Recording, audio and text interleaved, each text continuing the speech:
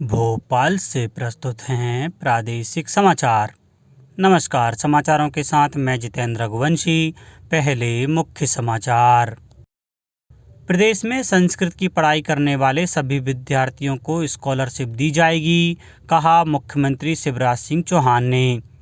भाईचारे और सद्भाव के साथ कल प्रदेश भर में मनाई गई ईद। खंडवा जिले में किसान पारंपरिक खेती के साथ आधुनिक खेती कर कमा रहे अच्छा मुनाफा और आगामी 24 घंटों के दौरान राज्य के कुछ जिलों में बारिश या गरज चमक के साथ बौछारें पड़ने की संभावना। अब समाचार विस्तार से। कल अक्षय तृतीया और भगवान परशुराम जयंती थी। इस अवसर पर राजधानी भोपाल सहित प्रदेश के विभिन्न जिलों में सामूहिक विवाह और धार्मिक कार्यक्रम आयोजित किए गए। मुख्यमंत्री शिवराज सिंह चौहान ने कहा कि संबल योजनाओं सहित अन्य योजनाओं में सभी वर्गों को शामिल किया गया है। निर्धनों को संबल सहित अन्य योजनाओं का लाभ दिया जाएगा। उन्होंने कहा कि प्रदेश में संस्कृत की पढ़ाई करने वाले सभी विद्यार्थियों को स्कॉलरशिप दी जाएगी। मुख्यमंत्री ने कहा कि संस्कृत शिक्षकों की भर्ती शुरू कर दी गई है। अब तक 1900 पद भर लिए गए हैं। यह क्रम निरंतर जारी रहेगा। मुख्यमंत्री ने कहा कि ऐसे मंदिर जिनके साथ जमीनें संबद्ध नहीं हैं, उन मंदिरों के पुजारियों को 5,000 रुपये प्रति माह मानदेय दिया जाएगा। जिन मंदिरों के साथ भूमि संबद्ध है, उनके पुजारियों के लिए भी मानदेय की व्यवस्था की जाएगी। मुख्यमंत्री शिवराज सिंह चौहान ने भोपाल के गुफा मंदिर में आयोजित अक्षय उत्सव में भगवान श्री परशुराम जी की 21 फीट ऊंची प्रतिमा की प्रतिष्ठा कर अनावरण किया। इस अवसर पर उन्होंने कहा कि भगवान परशुराम अक्षय अनंत हैं, सर्वव्यापक हैं। वह सत्य और धर्म की स्थापना के लिए हैं। राजधानी भोपाल में शिवाजी नगर स्थित भगवान परशुराम मंदिर में भगवान परशुराम का अभिषेक कर पूजा अर्चना की गई। नीमच, देवास, हरदा, शहडोल, धार सहित राज्य के अन्य जिलों से भी परशुराम जयंती मनाए जाने के समाचार मिले हैं। भाईचारे और सद्भाव के साथ कल प्रदेश भर में ईद मनाई गई।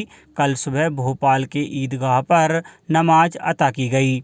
इस मौके पर लोगों ने गले मिलकर एक दूसरे को मुबारकबाद दी। राज्यपाल मंगू भाई पटेल और मुख्यमंत्री शिवराज सिंह चौहान ने ईद उल फितर की बधाई और शुभकामनाएं दी। मुख्यमंत्री श्री चौहान ने कहा है कि ईद उल फितर का पर्व शांति, सद्भाव, एकता और समरसता का संदेश देता है। ईद पर्व नर्मदापुरम जिले में भी मनाया गया। मुस्लिम समाज ने सुबह ईदगाह पर सामूहिक रूप से नमाज अता की। खंडवा में मुख्य नमाज ईदगाह पर हुई। शहर की अन्य मस्जिदों में भी नमाज अता की गई। देवास, शहडोल, धार, हरदा सहित प्रदेश के अन्य जिलों में भी ईद मनाई गई। प्रधानमंत्री नरेंद्र मोदी और जर्मनी के चांसलर ओलाफ शोल्ज ने बर्लिन में भारत जर्मनी अंतर सरकारी परामर्श में हरित और सतत विकास साझेदारी के संयुक्त आशय घोषणा पत्र पर हस्ताक्षर किए। इस अवसर पर श्री मोदी ने कहा कि स्थानीय उत्पादों को बढ़ावा देने के लिए भारत का वोकल फॉर लोकल अभियान स्वतंत्रता संग्राम के दौरान के स्वदेशी आंदोलन की याद दिलाता है। उत्तराखंड में अक्षय तृतीया के पावन अवसर पर गंगोत्री और यमुनोत्री धाम के कपाट श्रद्धालुओं के लिए खोल दिए गए। कपाट खुलने के साथ ही 4 धाम यात्रा शुरू हो गई है। केदारनाथ धाम के कपाट शुक्रवार को और बद्रीनाथ धाम के कपाट रविवार को खुलेंगे। खंडवा जिले में अब किसान पारंपरिक खेती के साथ आधुनिक खेती कर अच्छा मुनाफा कमा रहे हैं। गेहूं, चना और अन्य रबी सीजन की फसल के साथ किसानों को अब तरबूज और खरबूजे की खेती खूब भा रही है। कम लागत में ज़्यादा मुनाफा होने के चलते क्षेत्र में हर साल तरबूज की खेती का रकबा बढ़ता जा रहा है। तरबूज की मांग प्रदेश के अलावा दूसरे राज्यों में काफ़ी ज़्यादा है। उद्यानिकी विभाग के उप संचालक राजू बड़वाया ने बताया कि जिले में पिछले वर्ष तरबूज की खेती 2,500 हेक्टेयर की तुलना में इस साल 3,200 हेक्टेयर में तरबूज की खेती की गई है।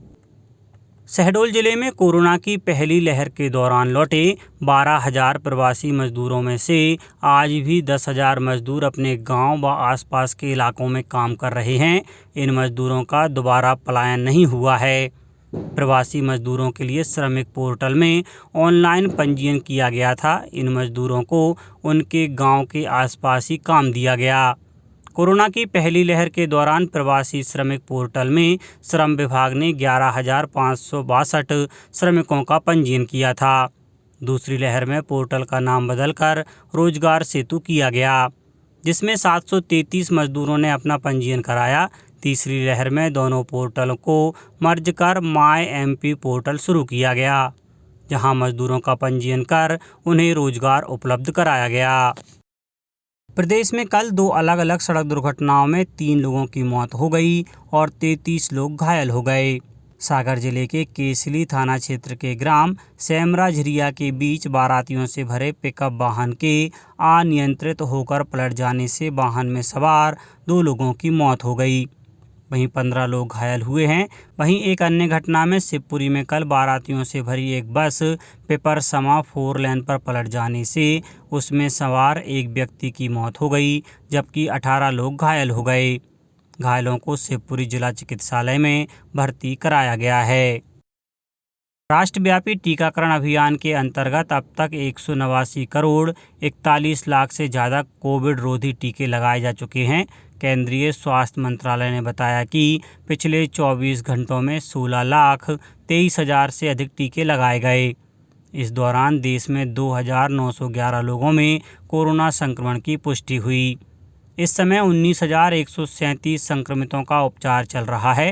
राज्यों और केंद्र शासित प्रदेशों को अब तक 193 करोड़ 53 लाख से अधिक कोविड रोधी टीके उपलब्ध कराए जा चुके हैं। ये टीके केंद्र सरकार की निःशुल्क श्रेणी और राज्य प्रत्यक्ष खरीद श्रेणी के अंतर्गत उपलब्ध कराए गए हैं।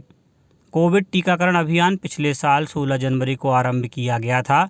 स्वास्थ्य मंत्रालय ने कहा कि सरकार समूचे देश में कोविड टीकाकरण का दायरा और रफ्तार तेज करने के लिए प्रतिबद्ध है।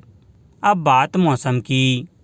पिछले 24 घंटों के दौरान प्रदेश के भोपाल, नर्मदापुरम और शहडोल संभागों में कहीं कहीं बारिश दर्ज की गई। अन्य संभागों में मौसम शुष्क रहा। अधिकतम तापमान में सभी संभागों के जिलों में विशेष परिवर्तन नहीं हुआ। भोपाल और सागर संभागों के जिलों में सामान्य से अधिक रहा। प्रदेश का सबसे अधिक 44 डिग्री सेल्सियस तापमान खजुराहो, नौगांव, राजगढ़, दमोह और दतिया में दर्ज किया गया। मौसम केंद्र भोपाल ने आगामी 24 घंटों के दौरान राज्य के मुरैना, अशोकनगर, दतिया, रायसेन, विदिशा, छतरपुर, दमोह, सतना, रीवा, सीधी, सिंगरौली और नर्मदापुरम जिले में बारिश या गरज चमक के साथ बौछारें पड़ने की संभावना जताई है। अब कुछ समाचार संक्षेप में। रायसेन के अब्दुल्लागंज में मुख्यमंत्री शिवराज सिंह चौहान कल सामूहिक विवाह सम्मेलन में शामिल हुए। इस सम्मेलन में 23 जोड़ों का विवाह कराया गया। जलाभिषेक अभियान के अंतर्गत आगरमालवा जिले में चल रहे कार्यों की समीक्षा करते हुए कलेक्टर ने बारिश से पूर्व अधूरे कार्य पूर्ण करवाने के निर्देश दिए हैं। मध्य प्रदेश जनजातीय संग्रहालय की लिखंदरा प्रदर्शनी दीर्घा में आज 4 मई से भील समुदाय की युवा चित्रकार शांता भूरिया के चित्रों की प्रदर्शनी का संयोजन किया जा रहा है। यह प्रदर्शनी 30 मई तक जारी रहेगी। छिंदवाड़ा जिले में भी ईद उल फितर का त्यौहार और भगवान जन्मोत्सव धूमधाम से मनाया गया और नरसिंहपुर जिले में परिवहन नियमों का उल्लंघन कर रेत परिवहन करने वाले 3 वाहनों को जब्त किया गया है। अंत में मुख्य समाचार एक बार फिर।